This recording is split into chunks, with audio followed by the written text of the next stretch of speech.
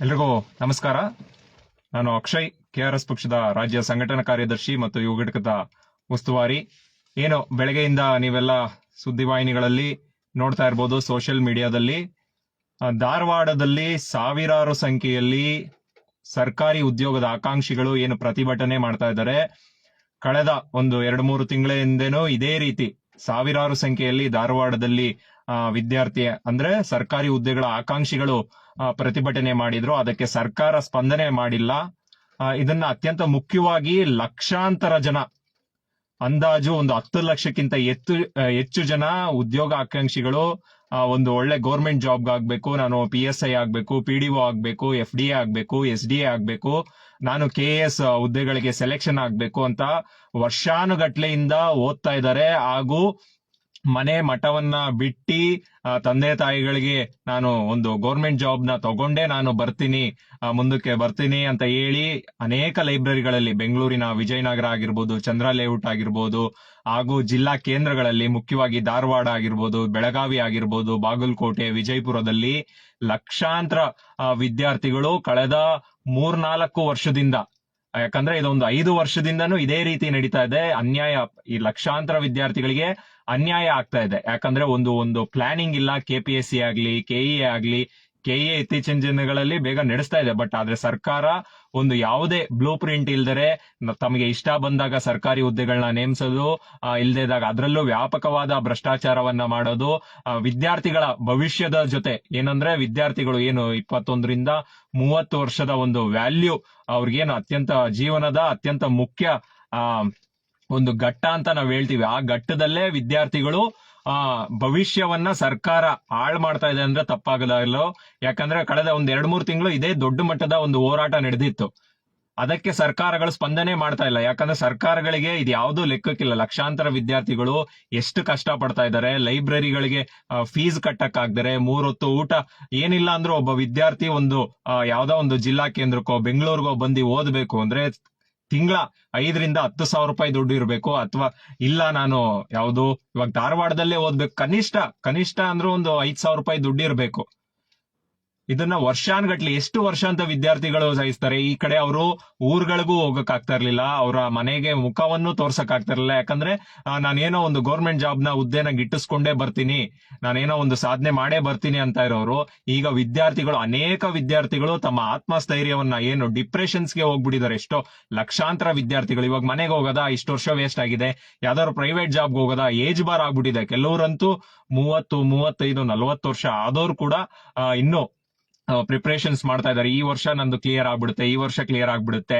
ಸರ್ಕಾರಗಳು ಒಂದು ತಾಯಿ ಗುಣ ಅಂತ ನಾವು ಹೇಳ್ತೀವಿ. ನಮ್ಮ ರವಿಕೃಷ್ಣ ರೆಡ್ಡಿ ಅವರು ಹೇಳ್ತಾ ಇರ್ತಾರೆ, ಒಂದು ಸರ್ಕಾರ ಒಂದು ತಾಯಿ ಹೃದಯ ಆಗಿರ್ಬೇಕು. ಪ್ರತಿಯೊಂದು ವ್ಯಕ್ತಿಗಳು ಏನ್ ಕಷ್ಟ ಪಡ್ತಾ ಇದಾರೆ, ಇಲ್ಲ ಅಂದ್ರೆ ನೀವು ಸರ್ಕಾರದಿಂದ ನೋಟಿಫಿಕೇಶನ್ನೇ ಮಾಡಲ್ಲ ಅಂತ ಹೇಳ್ಬಿಡಿ, ಯಾರು ಗೌರ್ಮೆಂಟ್ ಎಕ್ಸಾಮ್ಸ್ಗೆ ಪ್ರಿಪೇರೇ ಆಗ್ಬೇಡಿ ಅಂತ ಹೇಳ್ಬಿಟ್ರು ಆಗುತ್ತೆ. ಅದನ್ನ ನೀವು ಗಮನ ಹರಿಸ್ಬೇಕು. ಸರ್ಕಾರಿ ಹುದ್ದೆಗಳಿಗೆ ಯಾರು ಪ್ರಿಪೇರ್ ಆಗ್ಬಿಡಿ, ಸರ್ಕಾರ ಹತ್ರ ದುಡ್ಡಿಲ್ಲ, ದಯವಿಟ್ಟು ನೀವು ಯಾವ್ದಾದ್ರು ಪ್ರೈವೇಟ್ ಜಾಬ್ಗಳು ಮಾಡ್ಕೊಳ್ಳಿ ಅಂತ ಹೇಳ್ಬಿಡಿ, ಅನೌನ್ಸ್ ಮಾಡ್ಬಿಡಿ. ಅದು ಬಿಟ್ಟು ನಾವು ಮಾಡ್ತೀವಿ, 2,000 ಪೋಸ್ಟ್ ಮಾಡ್ತೀವಿ, 5,000 ಪೋಸ್ಟ್ ಮಾಡ್ತೀವಿ, 10,000 ಪೋಸ್ಟ್ ಮಾಡ್ತೀವಿ ಅಂತ ಗೃಹ ಸಚಿವರಾದಿಯಾಗಿ, ಶಿಕ್ಷಣ ಸಚಿವರಾದಿಯಾಗಿ ಏಕೆ ಹುಡುಗರ ಭವಿಷ್ಯವನ್ನ ಹಾಳು ಮಾಡ್ತೀರಾ? ಎಲ್ರು ನಿಮ್ಮ ಮಕ್ಕಳ ತರನೇ ಅಲ್ವಾ, ಅವರ ಭವಿಷ್ಯವನ್ನ ಯಾಕೆ ಹಾಳು ಮಾಡ್ತೀರಾ? ಒಂದು ಬ್ಲೂ ಪ್ರಿಂಟ್ UPSC ಯಾವ ರೀತಿ ಒಂದು ಪ್ರತಿ ವರ್ಷ ಇಂತಿಂತ ಜಾಬ್ಗೆ ಈ ತಿಂಗಳು ಕಾಲ್ ಫಾರ್ಮ್ ಮಾಡ್ತೀವಿ, ಈ ತಿಂಗಳು ಎಕ್ಸಾಮಿನೇಷನ್ಸ್ ಇರುತ್ತೆ ಅನ್ನೋದು. ನೀವು ಏನು 2.5 ಲಕ್ಷ ಜಾಬ್ಸ್ ಗಳಿದೆ, ಅಷ್ಟನ್ನು ಕಾಲ್ ಮಾಡಕ್ ಆಗ್ಲಿಲ್ಲ ಅಂದ್ರೂ ಕನಿಷ್ಠ ವರ್ಷಕ್ಕೊಂದು 50,000, 60,000 ಕಾಲ್ ಫಾರ್ಮ್ ಮಾಡ್ಕೊಂಡು ಇಂತಿಂತ ಇದಕ್ಕಾಗುತ್ತೆ.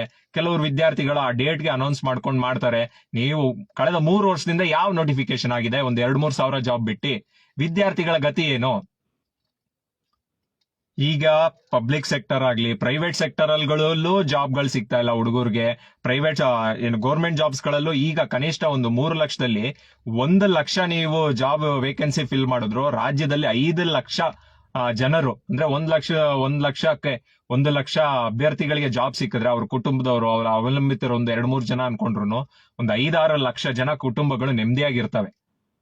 ಇದಕ್ಕೆ ಅವ್ರು ಕಷ್ಟ ಪಟ್ಕೊಂಡು, ಆಸೆ ಪಟ್ಕೊಂಡು ರಾತ್ರಿ ಹಗಲು ಅಂದರೆ ಲೈಬ್ರರಿ, ಫುಟ್ಪಾತ್ ಗಳ ಮೇಲೆ, ಲೈಬ್ರರಿ ಇದ್ರಗಳ ಮೇಲೆ ಕುತ್ಕೊಂಡು ನೋಡ್ತಾ ಇದ್ದಾರೆ. ಸರ್ಕಾರದ ಸಚಿವರು, ಅಧಿಕಾರಿಗಳು ತಮಗೆ ಸಮಯ ಇದ್ರೆ ಧಾರವಾಡಕ್ಕೆ ಹೋಗಿ ನೋಡ್ಕೊಂಡ್ ಬನ್ನಿ. ವಿದ್ಯಾರ್ಥಿಗಳು ಎಷ್ಟು ಕಷ್ಟ ಪಡ್ತಾ ಇದ್ದಾರೆ. ಕೆಲವರು ಸ್ವಿಗ್ಗಿ, ಝೊಮ್ಯಾಟೊ ಈ ರೀತಿಯ ಕೆಲಸಗಳನ್ನ ಮಾಡ್ಕೊಂಡು ಓದ್ತಾ ಇದ್ದಾರೆ.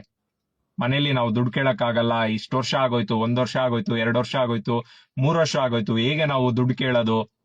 ದಯವಿಟ್ಟು ಇದನ್ನ KRS ಪಕ್ಷ ಆಲ್ರೆಡಿ ಹೇಳ್ತಾ ಬಂದಿದೆ. ಕಳೆದ ಒಂದು 2-3 ವರ್ಷದಿಂದಂತೂ ಆಗ್ರಹಿಸ್ತಾನೆ ಇದೀವಿ, ಹುದ್ದೆಗಳನ್ನ ನೇಮಕಾತಿ ಆಗ್ಬೇಕು. ಹಾಗೂ ನಮ್ಮ ಪ್ರಣಾಳಿಕೆಯಲ್ಲೂ ಕೂಡ ನಾವು ಪ್ರತಿ ವರ್ಷ ಏನ್ ಕಾಲ್ ಫಾರ್ಮ್ ಆಗುತ್ತೆ, ರಿಕ್ರೂಟ್ಮೆಂಟ್ಗಳು ಖಾಲಿ ಆಗುತ್ತೆ, ಅದೇ ರೀತಿಯಲ್ಲಿ, ಯಾಕಂದ್ರೆ ಸರ್ಕಾರ ಹುದ್ದೆಗಳನ್ನ ನೇಮಿಸಿದ್ರೇನೆ ಸರ್ಕಾರಕ್ಕೆ ಆದಾಯ ಬರೋದು.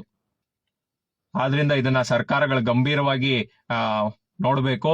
ಇಲ್ಲ ಸುಮ್ನೆ ನಾವ್ ಯಾವ್ದೋ ಕಾಟಾಚಾರಕ್ಕೆ ಅವ್ರನ್ನ ಪರ್ಮಿಷನ್ಸ್ ಕೊಡದರೆ ಪೊಲೀಸ್ ಅವರ ಮುಖಾಂತರ ಅವ್ರನ್ನ ತಡಿಯೋದು ಮಾಡೋದು ಮುಖಾಂತರ ಆದ್ರೆ ಏನು ಮಾಡಕ್ಕಾಗಲ್ಲ. ನಿಮ್ಮ ಹತ್ರ ಬಲ ಇರಬಹುದು, ತಡಿಬಹುದು, ಬಟ್ ಅವರ ಶಾಪ ಆಗಿರ್ಲಿ, ಅವರ ನಿಟ್ಟುಸಿರು ಆಗಿರ್ಲಿ, ಯಾಕಂದ್ರೆ ಅವರ ಭವಿಷ್ಯ ಅದು. ಏನ್ 21ರಿಂದ 25, 26, 27 ಅತ್ಯಂತ ಪ್ರಮುಖ. ಅವ್ರು ಏನೇ ಡಿಸೈಡ್ ಗಳು ಮಾಡ್ಕೋಬಹುದು, ಡಿಪ್ರೆಷನ್ಸ್ ಹೋಗಿ ಒಂದು ಕೆಟ್ಟ ನಿರ್ಧಾರಗಳನ್ನ ತಗೋಬಿಡ್ಬಹುದು. ದಯವಿಟ್ಟು ಸರ್ಕಾರ ಇದನ್ನ ಅತ್ಯಂತ ಗಂಭೀರ ಸ್ಥಿತಿಗೆ ತಲುಪಿದೆ.